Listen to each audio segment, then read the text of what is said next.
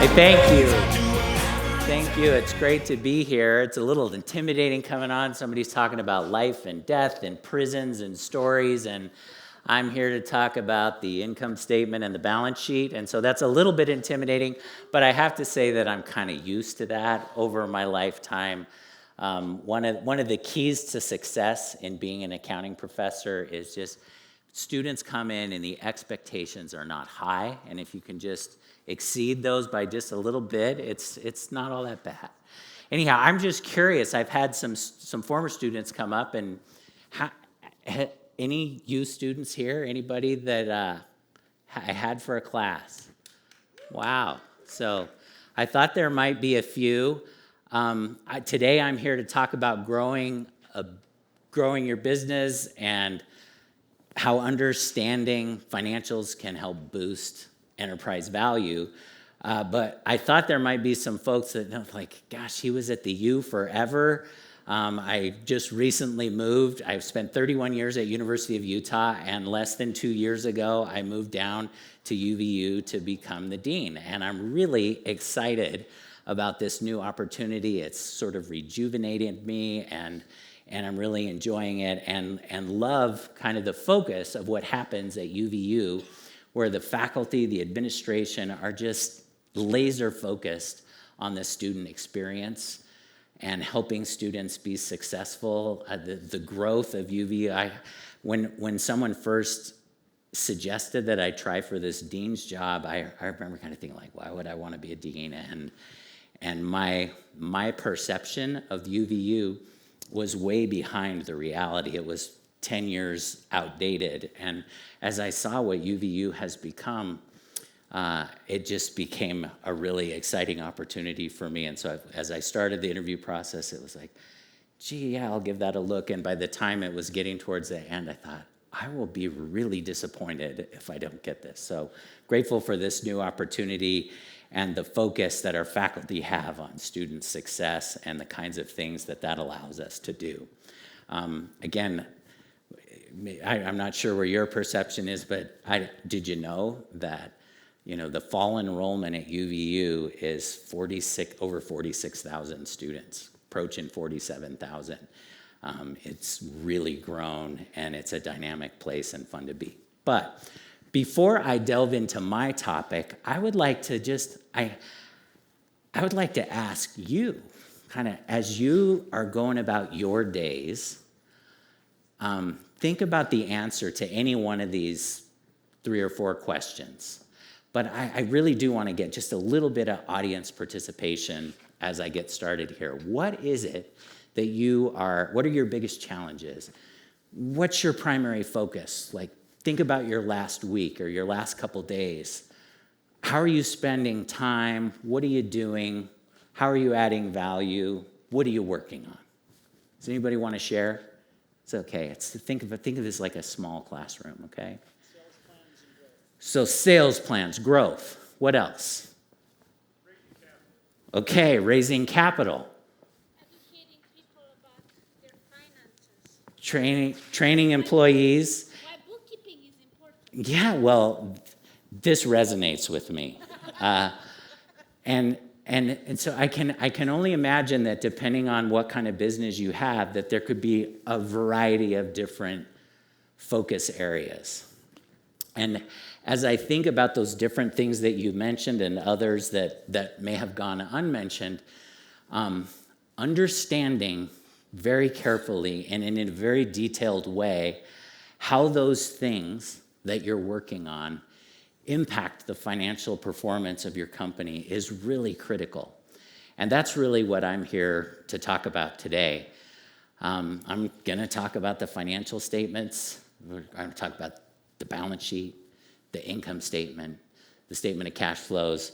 I'm actually going to, not quite in that order, but remember the balance sheet. It's the balance sheet because it balances, because assets equal liabilities plus shareholders' equity. The income statement, what you bring in, your revenues minus your expenses equals your net income, and your statement of cash flows is, cash comes in, cash goes out. Did it come in from operations? What are you spending on your investing activities?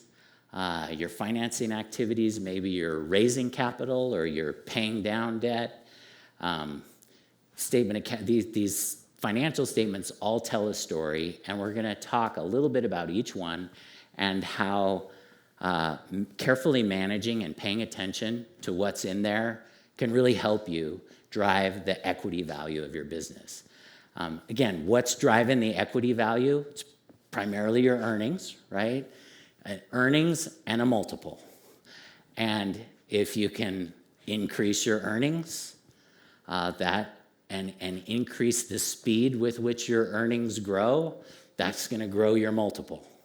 And so the value you're trying to create is heavily dependent on being profitable and growing profit. And you know this, but sometimes talking about the details can help you maybe focus in a little closer. So let's start by talking about the balance sheet. And I'm just a quick walk through the balance sheet. Obviously cash, we know what that is, dollars in our bank account, receivables, work that people owe us for work that we've already done, inventory, physical stuff that we're trying to sell.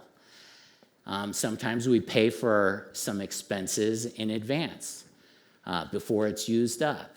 There are fixed assets, building, equipment that's expensed over years, and understanding how those fixed assets impact profit by being expensed or depreciated over years is an important component to really understanding the financial picture of your company. And I can remember one time in my time at University of Utah, I spent many years teaching executive MBAs.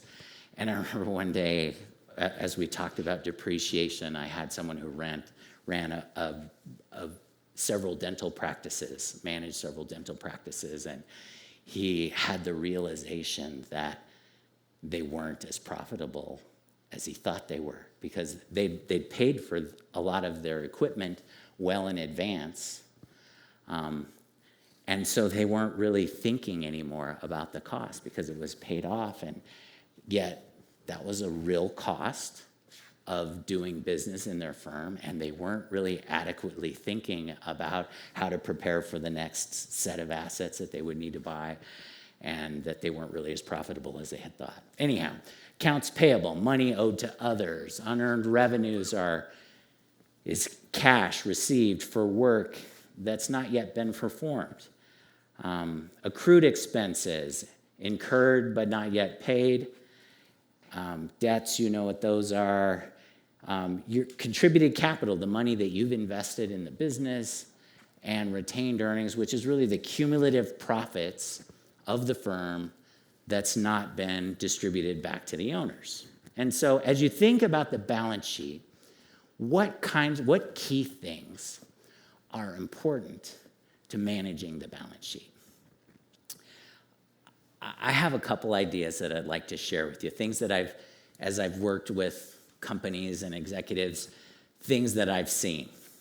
I think one thing that's just so important, and it sounds obvious, but you'd be surprised how often sometimes assets, the asset balances, particularly of the working capital assets, the receivables and the inventories, sometimes they grow more than they need to or should. Sometimes that's because maybe there's a type of inventory that's not going as fast, or maybe it's not as sellable and it's just kind of sitting there. And so I think one thing that I think is important as you manage your companies is to really keep an eye on what's in inventory. Is it really sellable? Or keeping an eye on the receivables. Is the balance growing, and is there some pocket of customers that for whatever reason aren't paying as quickly or aren't paying at all, and managing that and understanding what underlies that non-payment. What is it about the underwriting process? What is it about those customers, so that you manage it and don't sell to people who don't pay. So managing those assets and making sure that they go towards profit-producing activities is a really important thing to do.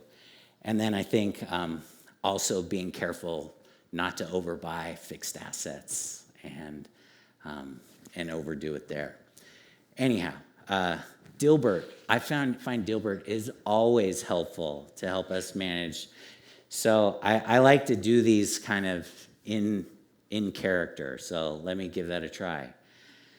The company will be taking a one-time charge to write down the value of our merger. The number is so large that it has no name, and our marketing department is on it. Okay, let's see a show of hands for frugal pupillion. So again, what's the story? What's the lesson from the Dilbert cartoon?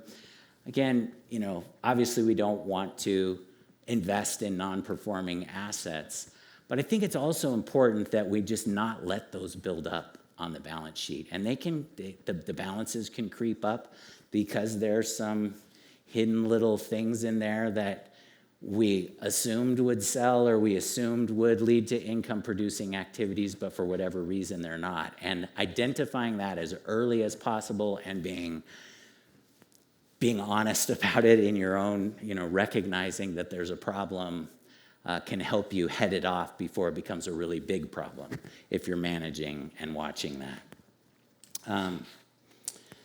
Okay, statement of cash flows. I don't want to spend a ton of time on this, but I think one thing that's important is to consider really following a concept called free cash flow, which doesn't show up right in the statement of cash flows, but there are different ways to compute it. I invite you to, take a look at that. I have a little slide on free cash flow, but to watch it, because it can be a tool that will help you manage if you do happen to have some creep in those assets or changes in working capital that are not favorable. It can sometimes help you identify those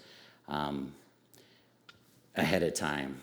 Again, so often in small business, cash is king, and the thing that keeps companies from succeeding is when they're growing is running out of cash. And so you've got to carefully manage that.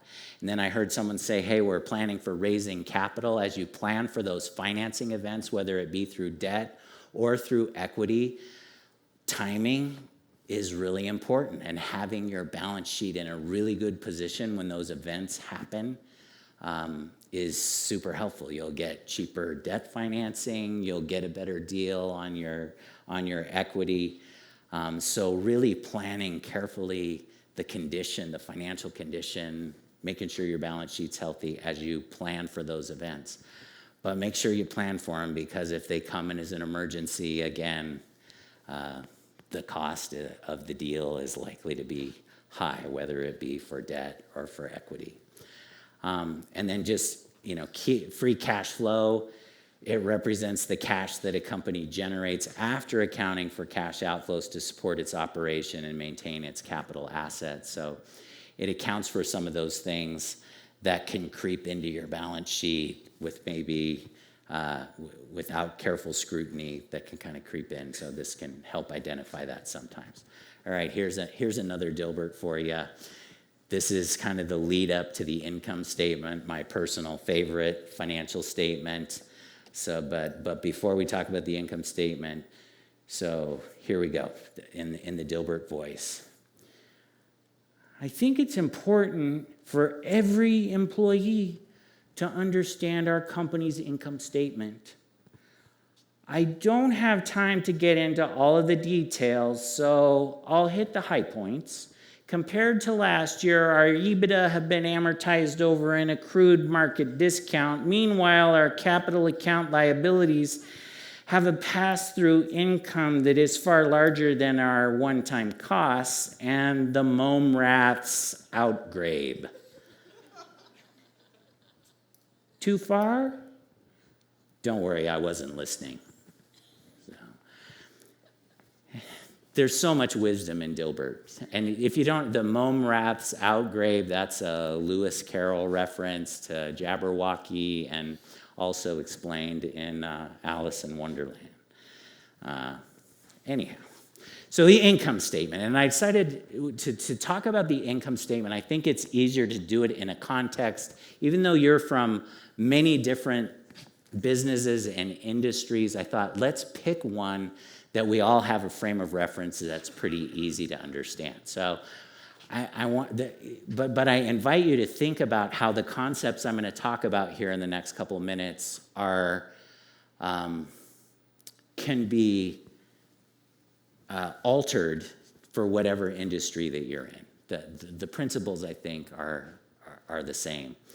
So you've got revenue minus your expenses equals your income. And if you think about a pizzeria, you could think of these as percentages, or, if we divided by 10, you could think about it as like a unit cost. Like, okay, to buy it's a $10 pizza, and, if the product costs, we want to manage our product costs so that they're about $2.50 per pizza. And our labor costs per unit, about $3 per pizza. And other operating costs, we want to keep probably under 20% in the restaurant industry, and so 15% is looking good there. Our building costs, we probably want it to be 10% or less. And so if our total costs are 80%, then, that leaves us with a nice margin of 20% on our profit. But I think it is so critical that we understand the unit dynamics, right? On a per unit basis, like, how profitable are we? Because, again, in my pizza example, if all of a sudden our product cost for our pizza is 35, our comfortable margin is gone. It's gone.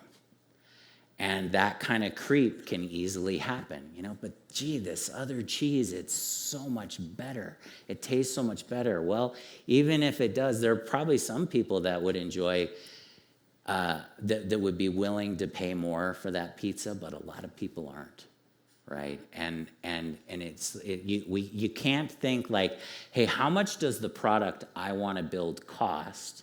And then I can back into the price that will give me a comfortable margin.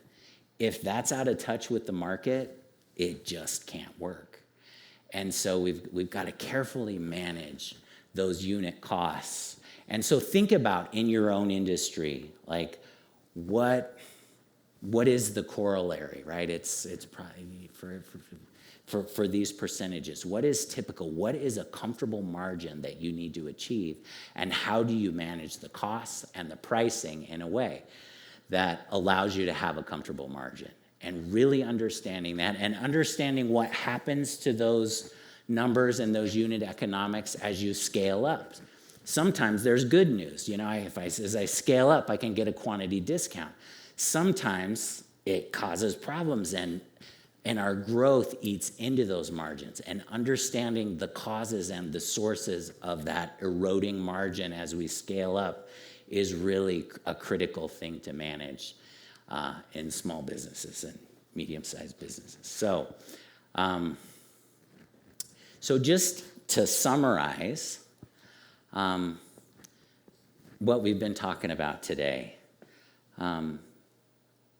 for the balance sheet, invest in assets that are really going to be critical in producing profit and making sure you don't have things creeping in there that are not producing profit, whether it be high labor costs or overdue receivables or inventory that's not moving.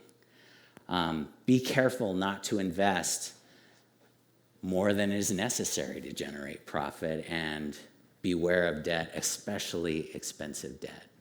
And that one's maybe related also to the ones on this statement of cash flows, that as we're planning for events, that planning ahead can help us avoid having to acquire expensive debt. Keep your eye on free cash flow. It can highlight balance sheet inefficiencies, and take care not to grow beyond the availability of cash. Just because your income statement says you're profitable doesn't mean you have enough cash.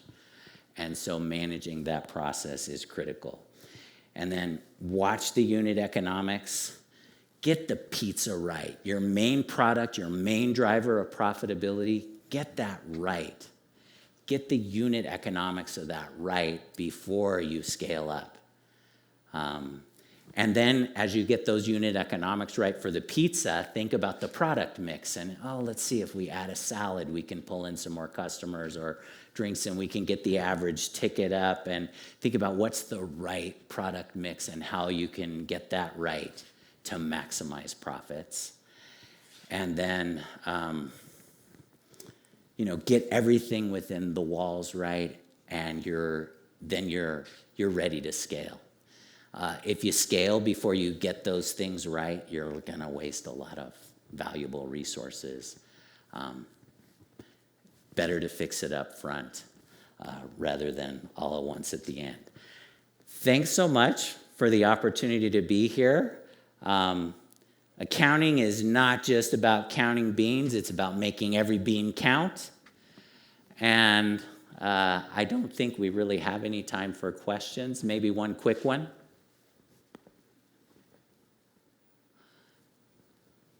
I can't see if you're raising your hand. So with that, I think I'll just end, and because I can see that my time's up. So thank you again for the opportunity to be here, and good luck as you move forward with your enterprises. It's been really fun and exciting to hear about the different businesses that are represented in this group of attendees today, and I wish you well. Thanks.